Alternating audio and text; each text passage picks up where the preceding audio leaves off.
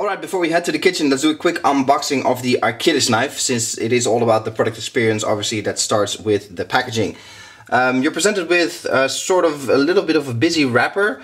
I really need the address on it, and overall it's kind of strange, for example, that it doesn't match color-wise with the actual box, but you do get an early idea of the design of the knife already.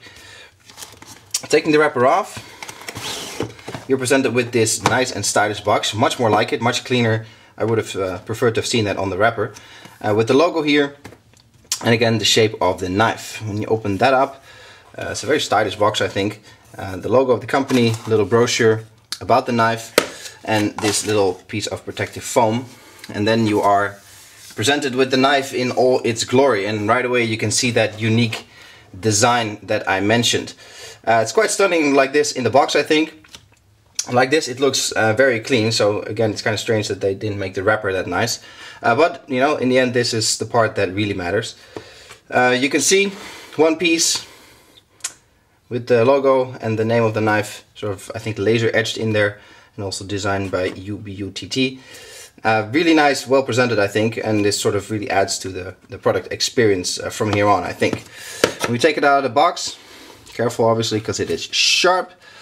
There's a little protective piece here on the edge, on the tip, and you get an idea of how polished this knife really is. Nothing on this side, and you can already see that unique design and that unique shape of the handle tapering here, as you can see.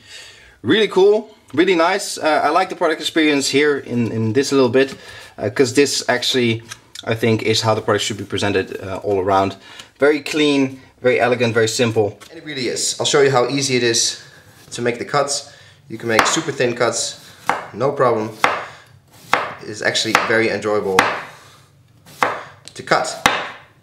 The sharpness is throughout the whole blade, obviously from tip to bottom, so you have no concerns in cutting anything from vegetables like this to fish, meat, you name it. This is really the workhorse, like I said in the beginning, of your kitchen, so it should be able to cut anything, no problem. Now, tomatoes are particularly interesting because usually you want to use a serrated knife for this, because the outside part of the tomato is actually very smooth and very hard for a knife to get a grip on. But this knife is so sharp, you can cut through it, no problem. Now you can see I make nice clean cuts using the sharpness of the blade to make nice slices without squashing the tomato, as often happens with blades that are not sharp enough. Same thing really goes for a bell pepper here. When I cut it in half, you can really see, you know, same thing story here actually. You usually want to use a serrated knife for this if you don't have a sharp enough knife, because it's very hard for a knife like this to dig into the outside layer of the bell pepper. But again, no problems whatsoever when it comes to making your slices. Easily sharp enough to do so without crushing your paprika.